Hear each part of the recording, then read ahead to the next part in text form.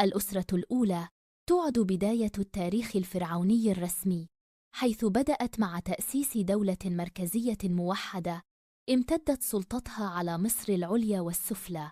تميزت هذه الفترة بوضع الأسس الأولى لنظام الحكم والإدارة وظهور العاصمة منفيس كمركز للحكم وتنظيم شؤون الدولة. شهدت الأسرة الأولى ظهور الكتابة الهيروغليفية في سجلات إدارية ونقوش ملكية، مما ساعد على تدوين الأحداث وتثبيت سلطة الملوك.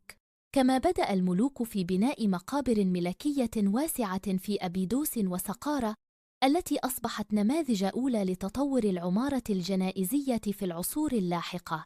اعتمدت الدولة في هذه الفترة على تنظيم الزراعة والري، نظراً لأهمية النيل في حياة المصريين، فتم وضع قواعد لضبط الزراعة وتحصيل الضرائب. كما أولى الملوك اهتماماً كبيراً بالجيش لتأمين الحدود وحماية وحدة البلاد، وظهرت حملات عسكرية نحو سيناء والنوبة لضمان السيطرة على الموارد والطرق التجارية. تميزت الأسرة الأولى باستخدام الرموز الملكية المهمة مثل التاج الأبيض والتاج الأحمر، التي أصبحت لاحقاً جزءاً أساسياً من الهوية الملكية. كذلك ظهرت في هذه الفترة الصناعات المبكرة مثل صناعة الأواني الحجرية والأدوات المعدنية والأختام الرسمية التي كانت تستخدم في إدارة المخازن والمؤسسات.